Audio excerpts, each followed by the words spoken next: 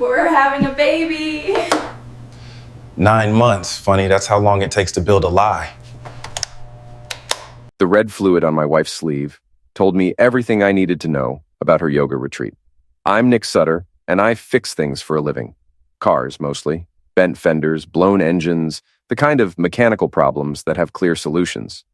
But standing in my kitchen at 2 a.m, watching Lila fumble with her keys while trying to hide that dark stain on her white cardigan, I realized some things can't be fixed with a wrench and elbow grease. "How was your retreat?" I asked, not moving from the kitchen table where I'd been nursing a beer and waiting. The house felt different with her gone for 3 days. Quieter, cleaner somehow. Lila jumped like I'd fired a tool. "Nick, you scared me. I thought you'd be asleep." "Couldn't sleep. Funny thing about yoga retreats. Usually they don't involve bleeding." I nodded toward her sleeve. She looked down, saw the stain, and her face went white. "Oh, that. I had a nosebleed in the car. You know how dry the air gets?" The lie came so easily, so practiced, that I almost believed it. Almost. But I've been married to Lila for 8 years, and I know when she's lying. Her left eye twitches, just barely, like a tell in poker. It was twitching now. "Must have been some nosebleed," I said. "Hope the yoga helped with your stress." "It did. I feel much better." She was backing toward the stairs, clutching her overnight bag. "I'm exhausted, though. Going to shower and go to bed?" I watched her go, noting how she held the bag close to her body, how her steps were careful and measured, like someone walking on ice, or someone carrying secrets. The next morning, I found the pregnancy test in the bathroom trash. 2 pink lines. Positive. Lila was in the kitchen making coffee like nothing had happened. She looked beautiful, as always. Blonde hair perfectly styled, even first thing in the morning. Makeup subtle, but flawless. She worked as a property manager for the fancy houses up on the bluff, and she dressed the part. Designer clothes, expensive jewelry, everything coordinated. "Lila," I said, holding up the test. "Want to tell me about this?" She turned, saw what I was holding, and smiled. It was the kind of smile that could sell insurance to a dead man. "I was going to surprise you tonight. Over dinner." "Surprise me." I set the test on the counter between us. "How long have you known?" "I suspected before I left for the retreat. That's actually why I went. To think, to process." She moved closer, reached for my hands. "Nick, we're going to have a baby." The word should have made me happy. We'd been trying for 2 years, going through tests and treatments and disappointments. But something felt wrong. The timing, the crimson red on her sleeve, the way she wouldn't quite meet my eyes. 9 months, I said. That's how long it takes. Give or take. She was making breakfast now, scrambling eggs like we were discussing the weather. "Dr. Ward wants to see me next week. Just routine?" Dr. Ward. The same doctor who'd been telling us for 2 years that our chances were slim. The same doctor who'd suggested we consider adoption just 6 months ago. I went to work that morning with questions eating at me like rust on chrome. My shop, Sutter's Auto Repair, sits on the edge of town where the fancy houses give way to working-class neighborhoods. I've got 3 bays and a small office, plus Ray Martinez, my foreman, who's been with me since I opened 5 years ago. Ray's the kind of guy who can rebuild a transmission blindfolded and spot trouble from across a parking lot. He took one look at me and said, "You look like hell. Lila's pregnant." "That's great news, right? You two have been trying forever." "Yeah, great news." I popped the hood on a Toyota Camry and stared at the engine without seeing it. "Ray, you ever get the feeling something's not right, but you can't put your finger on it?" "Every day. Usually means I missed something obvious." He handed me a socket wrench. "What's eating you?"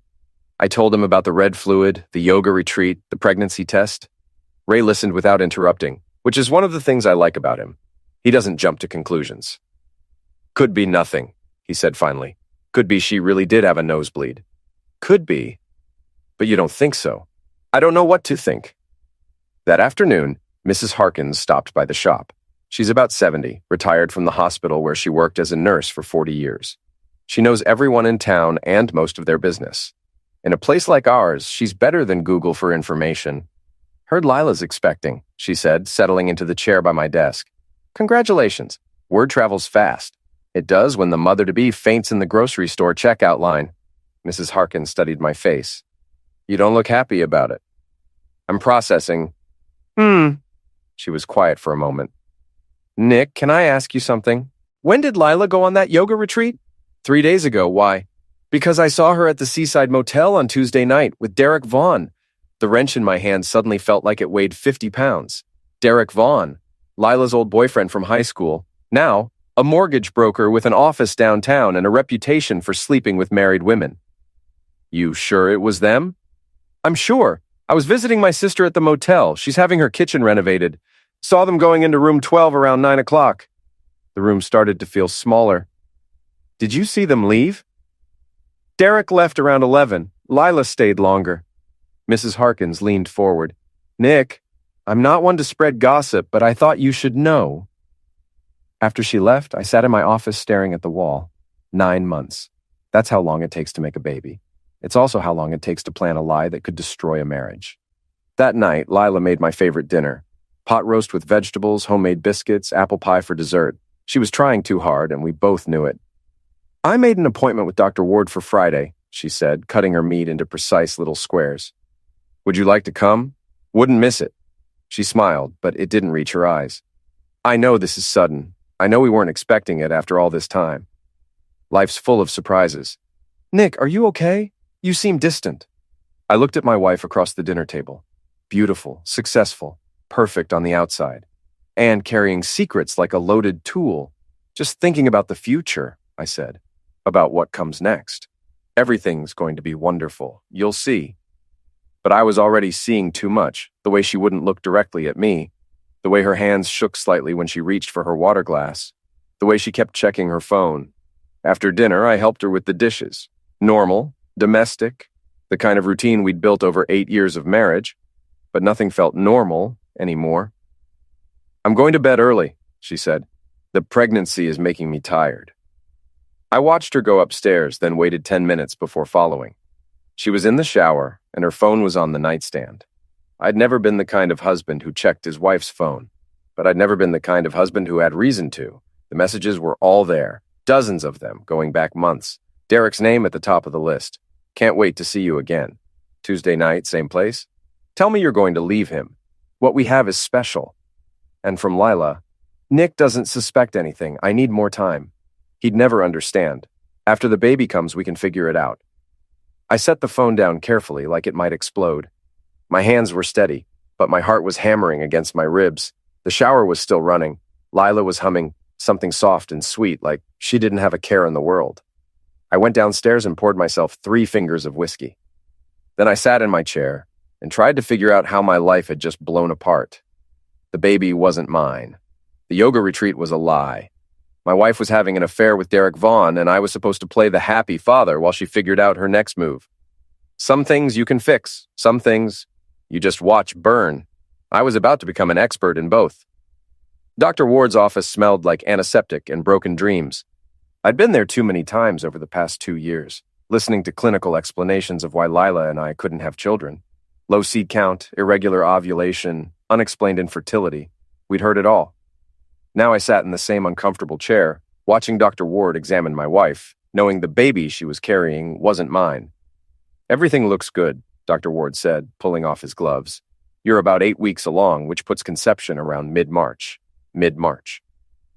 I'd been in Boston that week, at a trade show for auto parts dealers. Lila had stayed home, claiming she had too much work to travel with me. The heartbeat is strong, Dr. Ward continued. We'll want to do some routine blood work, but I don't anticipate any problems. Lila was glowing, literally glowing, like women in pregnancy commercials. She held my hand and squeezed it when the doctor mentioned the heartbeat. Any questions? Dr. Ward asked. I had about 1,000, but only one that mattered. Doctor, given our history, what are the odds of this happening naturally? Dr. Ward looked uncomfortable. Well, as I've explained before, infertility isn't always absolute. Sometimes couples who've struggled for years suddenly conceive without intervention. But what are the actual odds? It's difficult to quantify. Ballpark. He sighed. Very low. Less than 5% based on your previous test results. Lila's hand tightened on mine. But it happened, she said quickly. We're here, we're pregnant, and that's what matters. Of course, Dr. Ward agreed. Miracles do happen. I nodded and smiled and played the part of the grateful husband. But inside, I was doing math. Less than 5% chance it was mine. 100% chance Lila was lying. After we left the doctor's office, Lila wanted to celebrate. Lunch at the Anchor Inn, the fancy restaurant overlooking the harbor where we'd had our first date. "I can't believe it's real," she said, sipping sparkling water while I worked on a beer. "After all this time, all the disappointment." "Yeah." Hard to believe. She reached across the table and took my hand. "Nick, I know you're worried. About money, about being ready, but we can do this." "Can we?" "Of course we can. We're a team." "A team." "Right. The kind of team where one player is sleeping with the opposition." "Lila, can I ask you something?" "Anything." "That yoga retreat, where exactly did you go?" Her fork paused halfway to her mouth. "What do you mean?" "I mean, what was the name of the place? I'd like to look into it. You seemed so relaxed when you came back." "Oh," she set down her fork. "It was called Serenity Springs, up in Bar Harbor." Serenity Springs. I pulled out my phone. "Let me look that up." "Nick, what are you doing?" I was typing into Google. Serenity Springs Yoga Retreat, Bar Harbor. No results found. Weird. It's not coming up. "It's new, very small. Word of mouth only." She was talking faster now. "Tess recommended it." "Tess. Lila's best friend since high school and the kind of woman who'd lie for fun even when the truth would serve her better.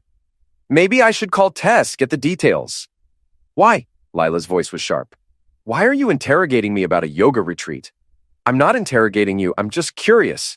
"Well, don't be. It's weird and controlling." She was right. It was weird. But so was finding out your wife is pregnant with another man's child. We finished lunch in tense silence. Lila checked her phone constantly, typing quick messages and then deleting them. I watched her reflection in the window, saw the way her face changed when she read whatever responses she was getting. That afternoon, I called Ray and told him I needed to leave early. "Everything okay?" he asked. "Define okay." I drove to the Seaside Motel. It's the kind of place that rents rooms by the hour and doesn't ask too many questions. The desk clerk was a kid with bad skin and worse attitude.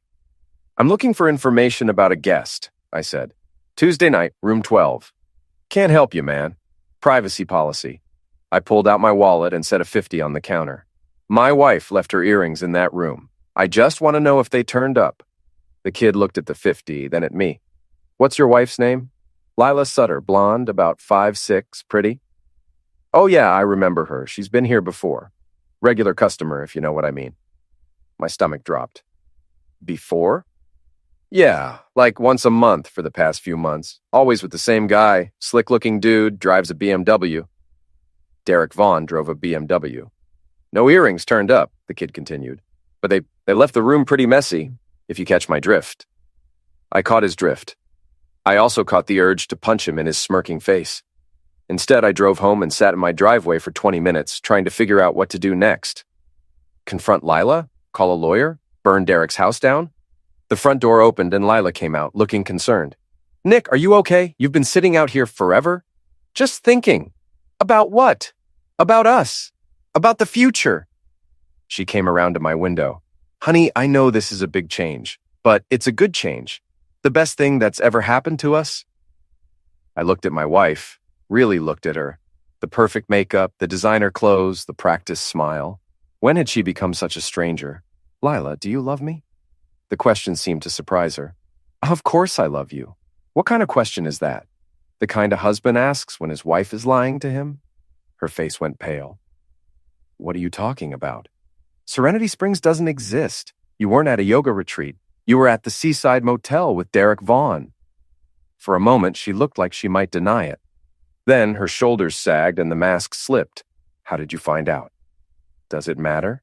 "Nick, I can explain." "Can you?" "Can you explain how you've been sleeping with Derek for months? Can you explain how you got pregnant while I was out of town? Can you explain how you looked me in the eye and lied about it?" She was crying now, but they looked like crocodile tears. "It's not what you think. What I think is that you're carrying Derek's baby and trying to pass it off as mine." "No." She shook her head violently. "No, Nick, you don't understand. Derek, he forced me. It wasn't consensual." The words hit me like a physical blow. "What?" "He's been blackmailing me. He has photos, compromising photos from when we dated in high school. He said he'd show them to everyone, ruin my reputation unless I..." "Unless you what?" "Unless I slept with him. I didn't want to, Nick. I swear I didn't want to. I stared at her, trying to process what she was saying. If Derek had been forcing her, if she was a sufferer. But then I remembered the text messages. What we have is special. Tell me you're going to leave him. Those weren't the words of a rape sufferer. Show me the photos, I said. What? The compromising photos. Show me. I don't have them. He has them. Show me the blackmail messages. Her face crumbled. I deleted them. I was ashamed. Bees, I got out of the car. You're lying about the blackmail, about the force, about everything. Nick, please. How long? I asked. How long have you been sleeping with him? She was sobbing now, but I felt nothing. No sympathy, no urge to comfort her. Just cold, hard anger. Since January, she whispered. 4 months. 4 months of lies, of coming home to me after being with him, of planning a future that was built on deception. I want you out, I said. What? Out of my house? Tonight? Nick, you can't mean that. I'm pregnant. With his baby. We can work through this. Couples therapy, counseling. We can fix this. I looked at her one more time. My wife of 8 years, the woman I'd loved since I was 25. The woman who'd just blown up our entire life. Some things can't be fixed, Lila. Some things are just broken. I walked into the house and left her standing in the driveway. Lila didn't leave that night, or the next night, or the night after that. Instead, she launched what I can only describe as a charm offensive. Favorite meals appeared on the table. She wore the perfume I'd bought her for our anniversary. She left little notes in my lunchbox, sweet reminders of better times. It was like watching a masterclass in manipulation. I know you're angry, she said over breakfast on Monday morning. You have every right to be. But Nick, we can get past this. I buttered my toast and didn't look at her. Can we? Yes, I'll do whatever it takes. Counseling, therapy, whatever you want. What I want is for you to tell me the truth. I have told you the truth. No, you've told me a story. A sad story about blackmail and force. Designed to make me feel sorry for you instead of angry. She set down her coffee cup. It's not a story. Then prove it. How? Call Derek right now. Tell him you're confessing everything to me and you want the photos back. Her face went white. I can't do that. Why not? Because he'll be angry. He might do something. Like what? Release photos that don't exist? She stood up abruptly. I don't have to prove anything to you. I'm your wife. You're Derek's girlfriend. I'm just the guy who pays the mortgage. She slapped me then, hard enough to make my ears ring, hard enough to leave a red mark on my cheek. Don't you ever talk to me like that again? I touched my cheek and smiled. Not a happy smile. The kind of smile that comes right before bad things happen. There she is, I said. The real Lila. I was wondering when she'd show up. She realized what she'd done and tried to backtrack. Nick, I'm sorry. I didn't mean to. Yeah, you did. You meant to hit me just like you meant to sleep with Derek, just like you meant to lie about the baby. I stood up and grabbed my keys. I'm going to work. When I get home, I want you gone. This is my house too. Actually, it's not. It's in my name. Check the deed. I left her standing in the kitchen, probably already planning her next move. Lila was nothing if not strategic. At the shop, Ray took one look at me and whistled. Rough night, rough marriage. I told him everything. About Derek, about the baby, about the lies stacked on top of lies. Ray listened without judgment, which is why he's been my friend for 5 years. What are you going to do? He asked when I finished. Divorce her, take my losses, and move on. What about the baby? Not my baby, not my problem. Ray was quiet for a moment. You sure about that? DNA test might prove otherwise. Ray, I can't have kids. We've been trying for 2 years. The doctors have run every test in the book. Doctors have been wrong before. Not about this. But his words stuck with me. What if there was a chance, however small, that the baby was mine? What if I was throwing away the one thing I'd wanted most? I was still wrestling with that thought when Tess showed up at the shop around noon. Tess Brennan had been Lila's best friend since high school, and I'd never liked her. She was the kind of woman who thrived on drama, who collected secrets like some people collect stamps. She had short red hair, too much makeup, and a smile that never reached her eyes. Nick, she said, perching on the edge of my desk like she owned the place. We need to talk. Do we? It's about Lila. She's devastated. She should be. Cheating on your husband tends to have consequences. Tess leaned forward, lowering her voice like we were conspirators. She told me what happened, about Derek forcing her. And you believe that? Of course I believe it. Lila would never cheat on you willingly. She loves you. I set down my wrench and gave Tess my full attention. Let me ask you something. Did you recommend Serenity Springs yoga retreat to Lila? What? The yoga retreat. She said you recommended it. Tess blinked rapidly. Oh, yes, I did. Where is it? Where is what? Serenity Springs, where is it located? It's up north near Bar Harbor. Funny thing about that, I called every yoga studio within 50 miles of Bar Harbor. None of them have ever heard of Serenity Springs. Tess stood up quickly. Maybe I got the name wrong. Maybe you did, or maybe you helped Lila cover up her affair. I would never. You would absolutely. You've been covering for Lila since high school. Remember when she cheated on her SATs? Or when she stole money from the drama club? You were right there, helping her lie her way out of it. Tess's face flushed red. That's ancient history. Is it? Because it seems like the same pattern to me. Lila does something wrong, you help her cover it up, and everyone else is supposed to pretend it never happened.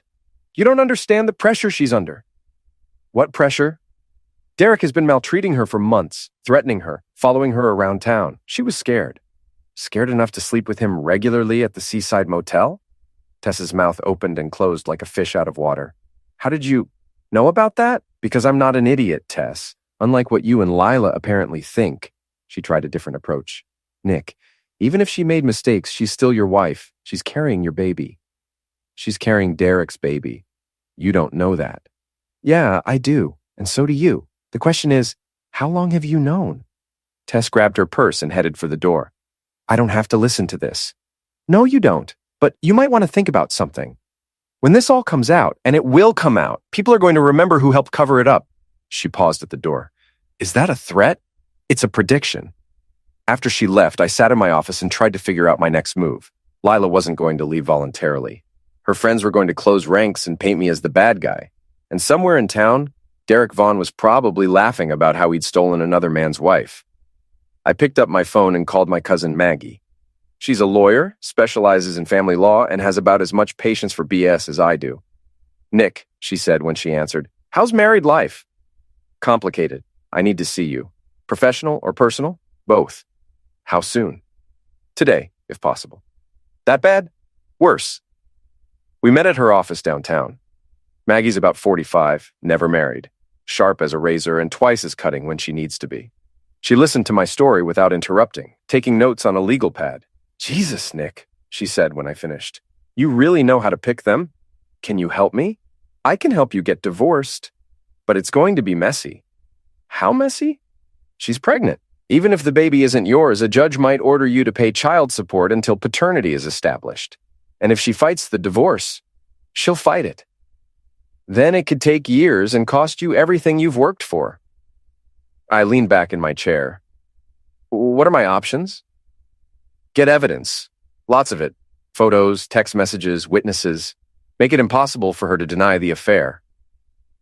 I've got some of that already. Get more. And Nick, be careful. Divorce brings out the worst in people. Don't do anything that could be used against you later. I left Maggie's office with a plan forming in my head. If Lila wanted to play games, I'd play games. But I'd play to win. When I got home that evening, Lila was in the kitchen making dinner. She'd changed into a sundress that showed off her figure, and she'd done something different with her hair.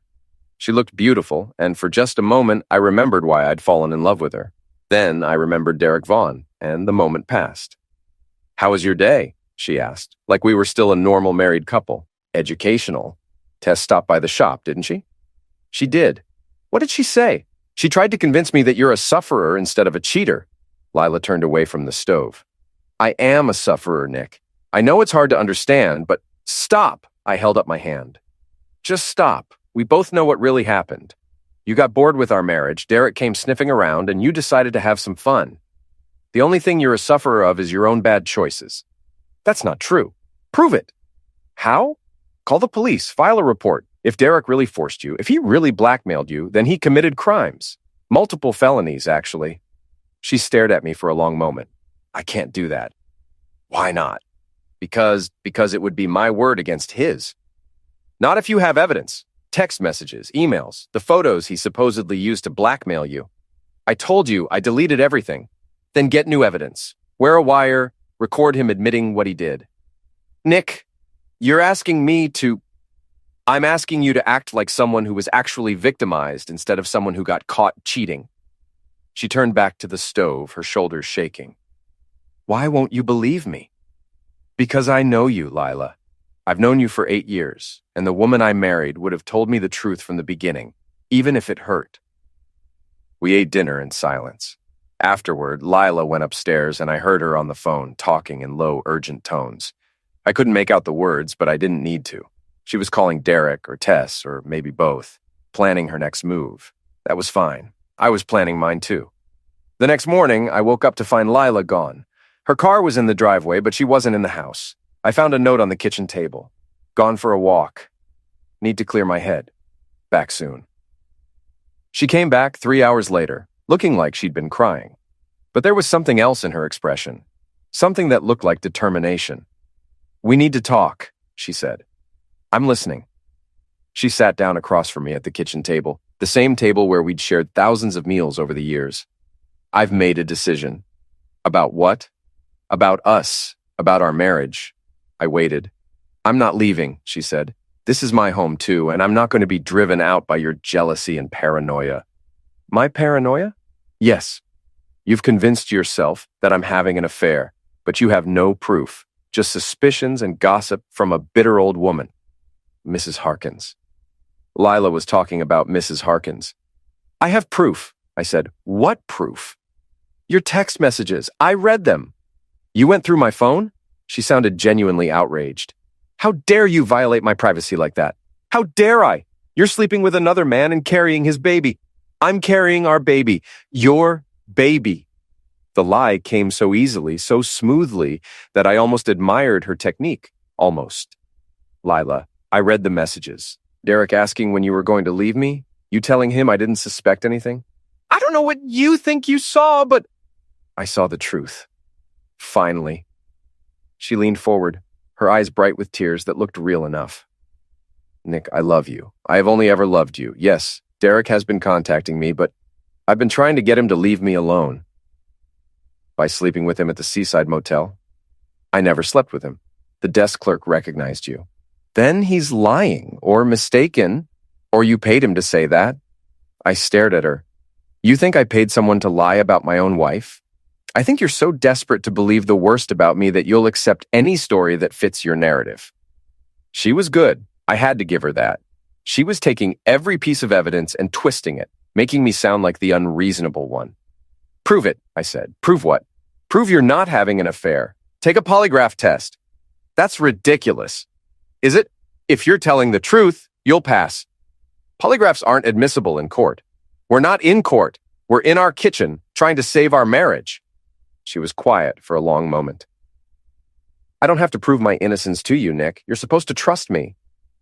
Trust is earned, and you haven't been earning it lately. She stood up abruptly. I'm not going to sit here and be insulted in my own home. Then leave. No, you leave. Go stay with Ray or your cousin or whoever. I need space to think. This is my house, Lila. It's our house, and I'm not going anywhere.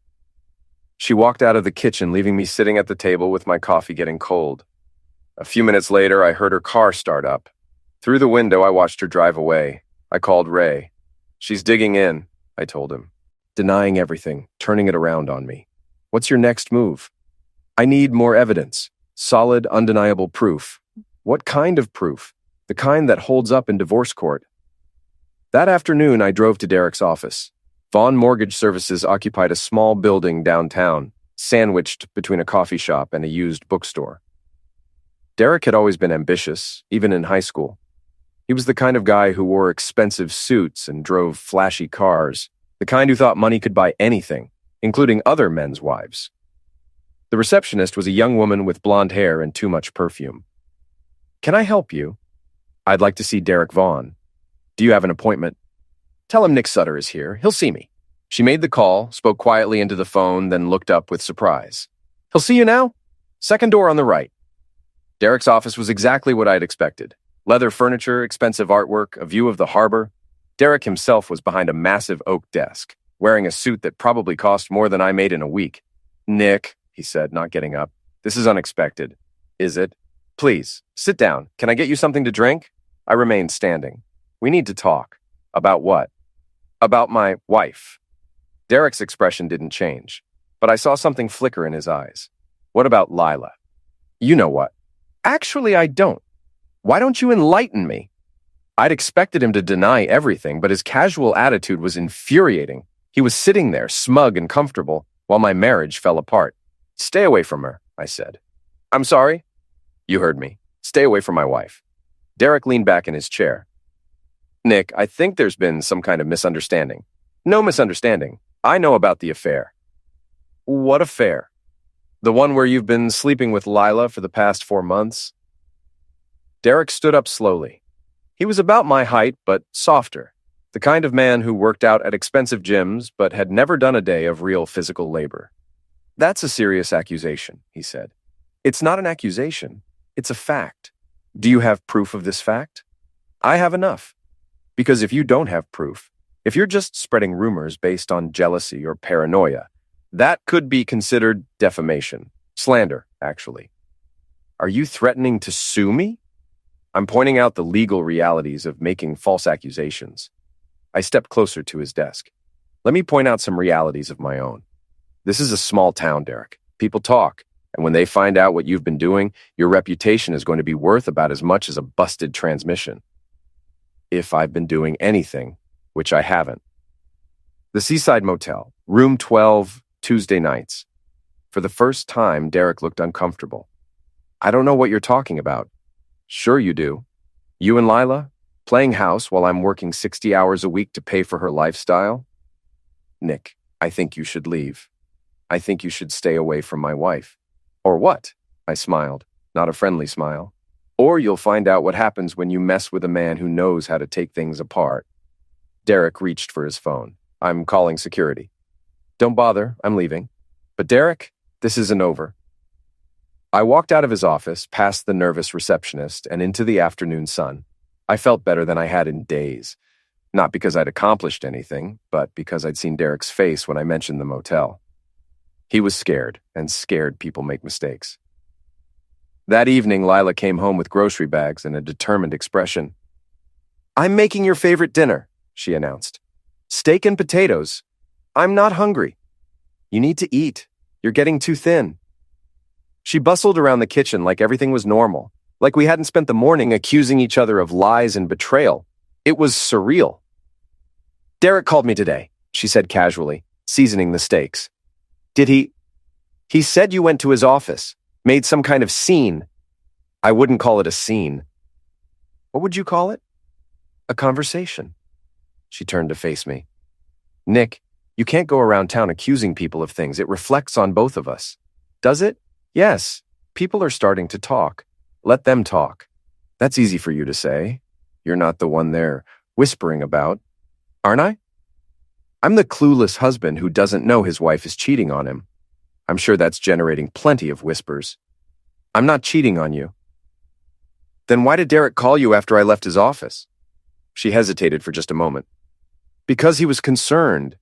He thinks you might be having some kind of breakdown. A breakdown?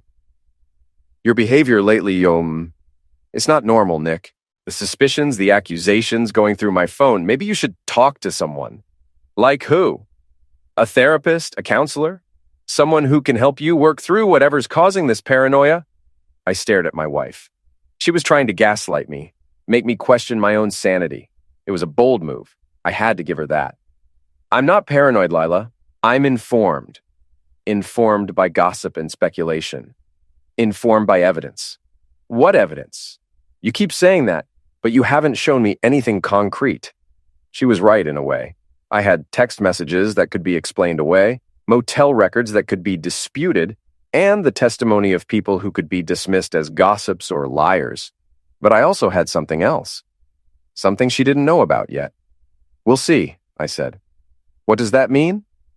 It means this isn't over. Not by a long shot. She served dinner, and we ate in tense silence. Afterward, she went upstairs to take a bath, and I heard her on the phone again. The conversations were getting longer and more frequent. I sat in my chair and planned my next move. If Lila wanted to play the innocent sufferer, that was fine. But Every sufferer needs a villain, and I was about to give her one. Derek Vaughn had no idea what was coming for him. The package arrived on a Thursday morning, delivered by a private courier to Derek's office. Inside was a manila envelope containing photographs, printed text messages, and a single sheet of paper with 2 words. We know. I watched from the coffee shop across the street as Derek tore open the envelope. Through the window, I could see his face go white as he looked at the contents. He immediately grabbed his phone and made a call. 20 minutes later, Lila's car pulled up outside his building. I'd spent the previous week gathering evidence. Real evidence, not the circumstantial stuff I'd been working with. Ray had a friend who worked in private security, and that friend had a friend who specialized in surveillance. For $500, I'd gotten photos of Lila and Derek entering and leaving the motel, time-stamped and clear as day. The text messages had been trickier. Lila had deleted them from her phone, but she'd forgotten about her laptop. Her phone synced automatically with her computer, and deleted messages weren't really deleted. They were just hidden. Ray's security friend had shown me how to recover them. The evidence was damning. Months of messages, planning meetups, declaring love, discussing their future together, and in the most recent exchanges, something even more interesting. Derek pressuring Lila to leave me, and Lila asking for more time because she needed to secure her financial position first. She wasn't just cheating on me. She was planning to take me for everything I was worth. I finished my coffee and walked back to my truck. Phase 1 was complete. Derek and Lila now knew their secret was out. Phase 2 would be much more interesting. That evening, Lila came home looking haggard. She'd been crying, and her makeup was smeared. She went straight upstairs without saying a word. I gave her 30 minutes, then followed. I found her sitting on our bed, staring at her phone. Bad day? I asked. She looked up, and I saw something I'd never seen in her eyes before. Fear. Someone's been following me, she said. Following you? Taking pictures. Derek got some kind of package today with photos of us together. Us? Me and Derek. But Nick, it's not what it looks like. What does it look like? Like we're having an affair. I sat down in the chair by the window. Are you? No. I told you, Derek has been maltreating me. Those photos were probably taken when I was trying to get him to leave me alone. At the seaside motel? Her face crumpled. Yes, multiple times. He said he'd leave me alone if I met with him, to talk. I thought if I could reason with him. You thought you could reason with him by renting motel rooms? I didn't rent anything. He did. I just wanted him to stop calling me.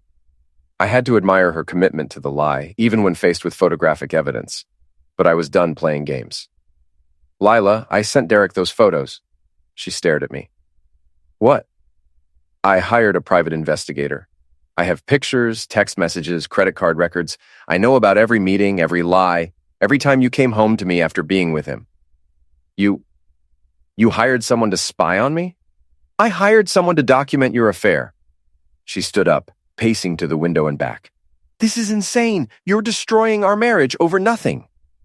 I'm not destroying anything. You already did that. Nick, please, think about what you're doing. We can work through this. Can we work through the baby that isn't mine? The baby is yours. Prove it. How? DNA test. I'm not risking our child's health for your paranoia. Amniocentesis is safe. Doctors do it all the time. No. Then we'll wait until the baby's born and test then. Nick, you're talking about our child, our baby. I'm talking about Derek's baby. She sat back down on the bed, her hands shaking. What do you want from me? The truth. I've told you the truth. You've told me lies wrapped in sufferer stories. There's a difference. She was quiet for a long moment. When she spoke again, her voice was different, harder. Fine. You want the truth? Here's the truth. Yes, I slept with Derek. Yes, I've been seeing him for months, but it's not what you think. What is it then? It's complicated. Uncomplicated. She took a deep breath. Derek and I have history. We dated in high school and we never really got over each other. When he moved back to town last year, those feelings came back. So you decided to act on them. I tried not to. I love you, Nick. I do, but Derek, he understands me in ways you never could. Because he's rich.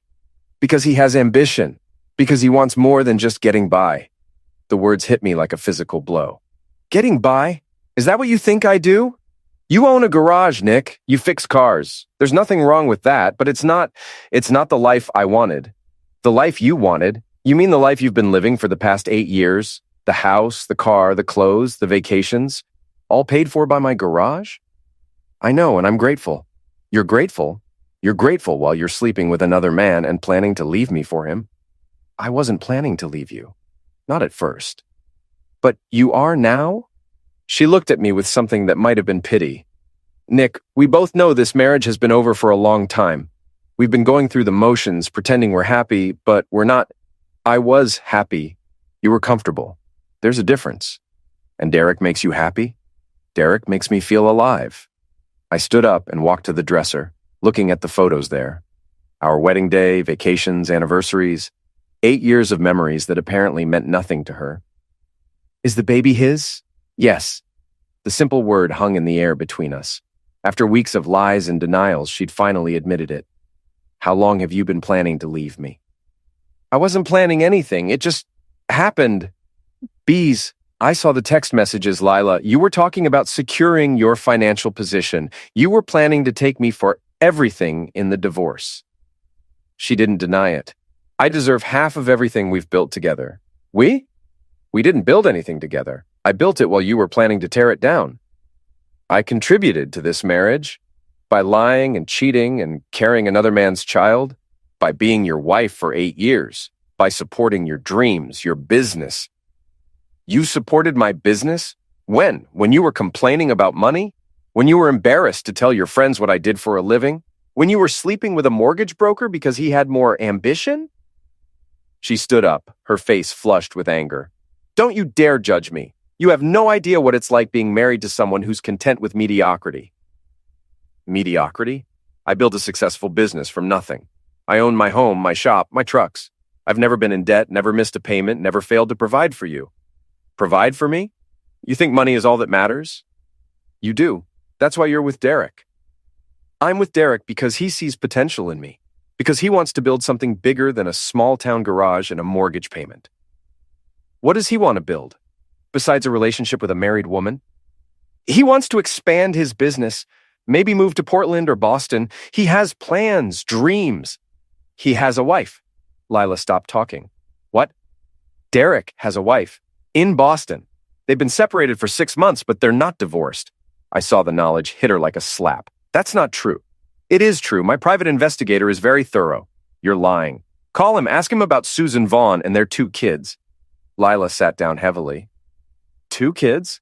8 and 10 years old. Derek's been paying child support and alimony while he's been romancing you. He told me he'd never been married. Derek tells a lot of lies. You should know that better than anyone. She put her head in her hands. Oh, God. So you see, Lila, you're not the only one who's been lied to. The difference is, I didn't deserve it. I left her sitting there and went downstairs. I had phone calls to make. The first call was to Maggie. It's time, I told her. You sure? She admitted everything. The affair, the baby, the plan to take me in the divorce. Did you record it? I didn't need to. She'll do it again, and next time I'll be ready. The second call was to Ray.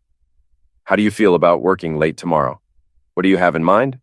A little project, something that requires your particular set of skills. The third call was to Derek Vaughn. We need to meet, I told him.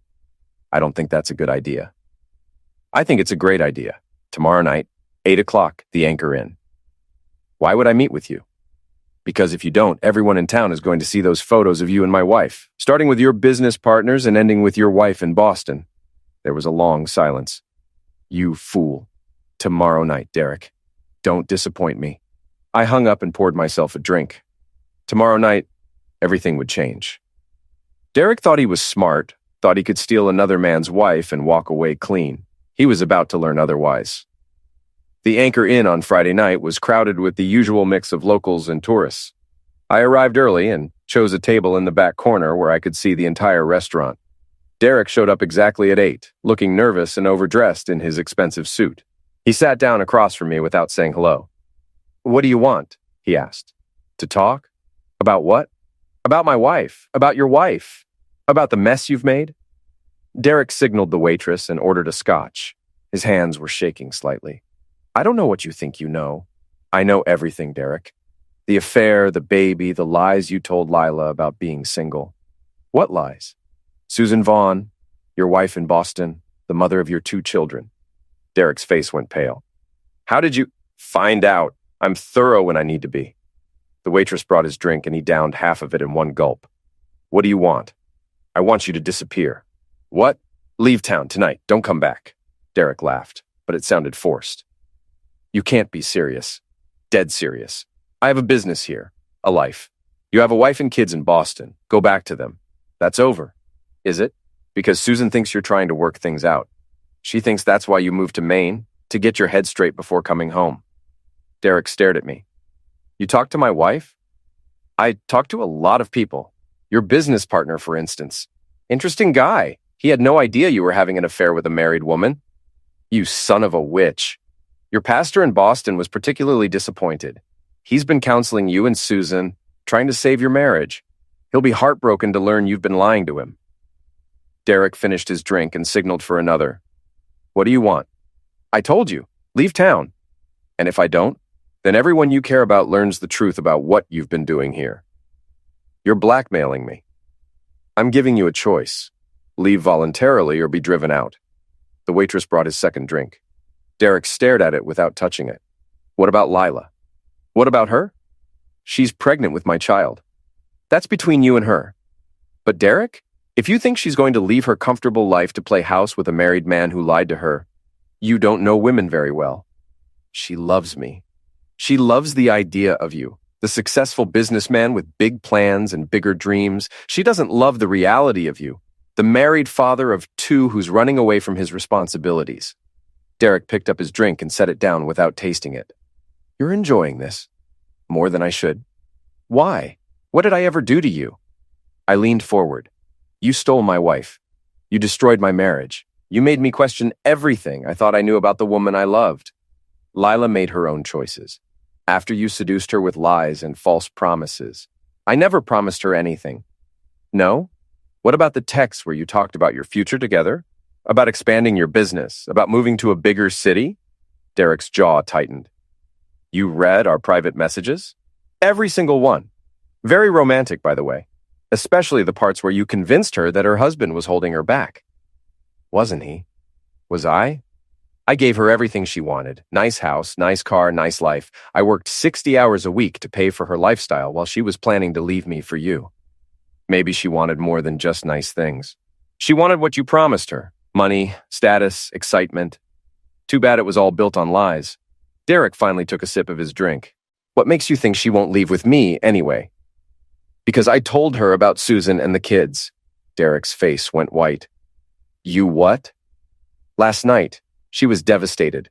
Turns out she doesn't like being lied to any more than I do. You fool! You keep saying that like it's a bad thing. Derek stood up abruptly.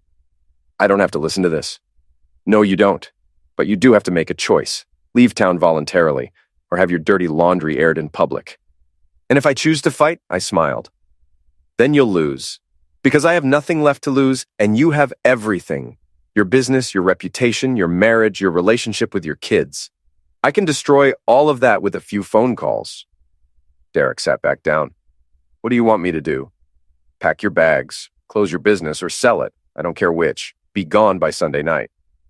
That's impossible. Nothing's impossible if you're motivated enough.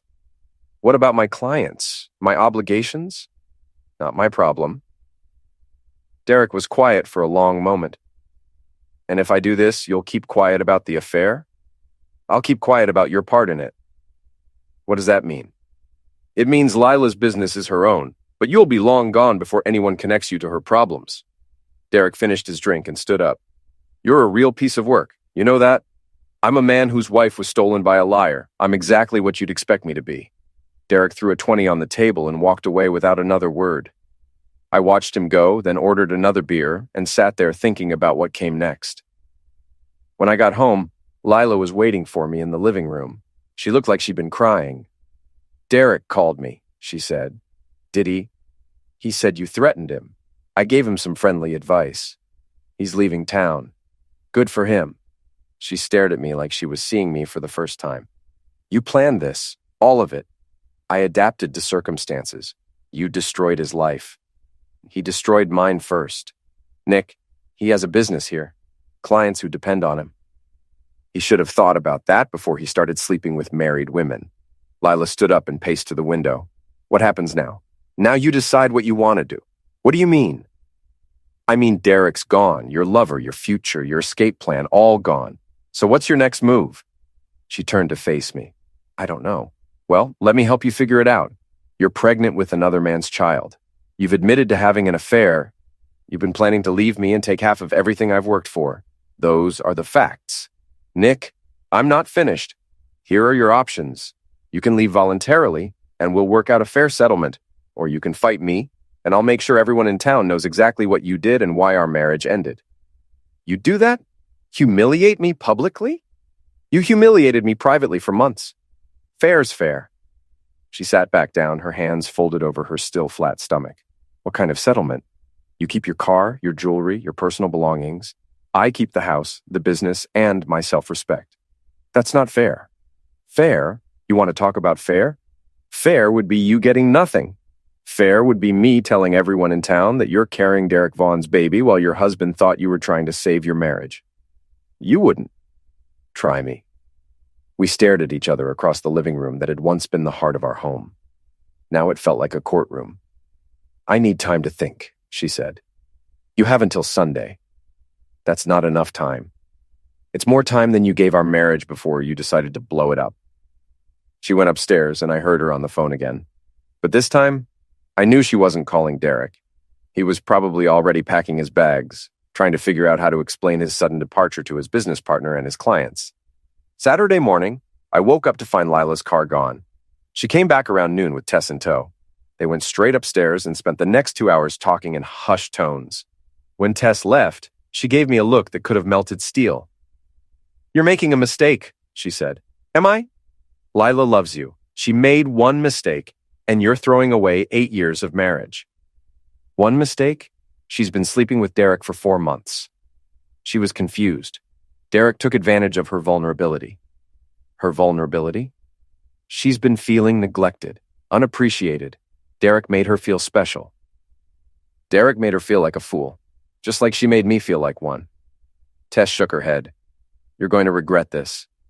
I regret a lot of things. Marrying Lila isn't one of them. Trusting her was... After Tess left, Lila came downstairs. She looked composed, like she'd made a decision. I'll take your deal, she said.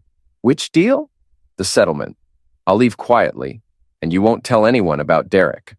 Smart choice, but I have one condition. You're not in a position to make conditions.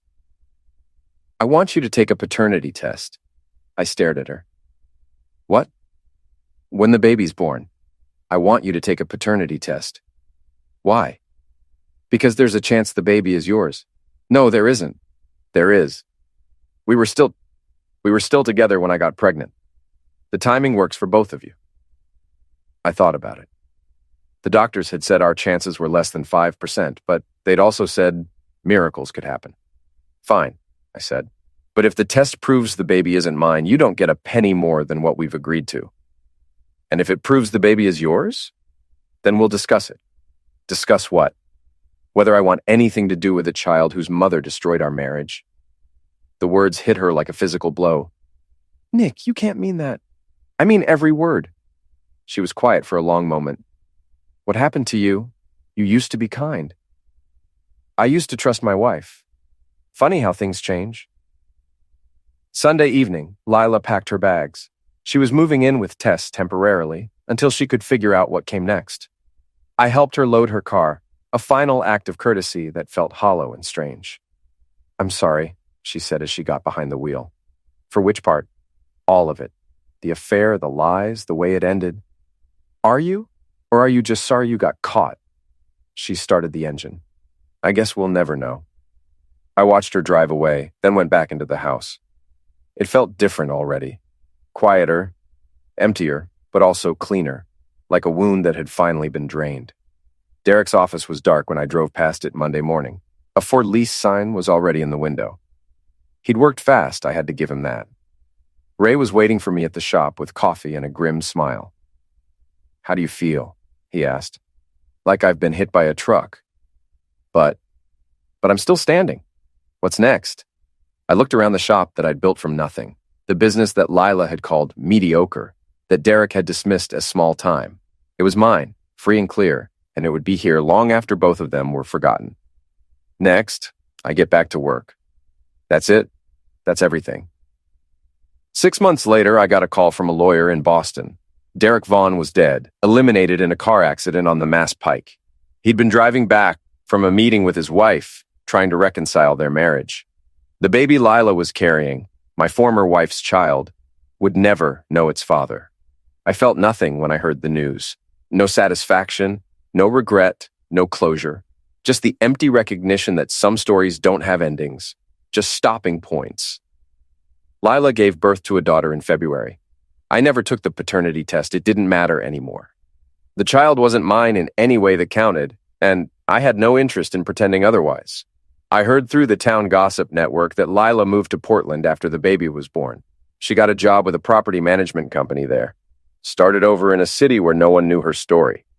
Tess still lives in town, still spreads gossip, still gives me dirty looks when we pass on the street. She thinks I'm the villain in this story, the heartless husband who threw away his marriage over one mistake. Maybe she's right. Maybe I should have fought harder, forgiven more, tried to rebuild what we'd lost. But I don't think so. Some things, once broken, can't be fixed. Some betrayals cut too deep to heal. Some people aren't worth saving. I kept the shop, kept the house, kept my self-respect. I lost my wife, my marriage, and my faith in the woman I'd loved for 8 years. On balance, I think I got the better deal.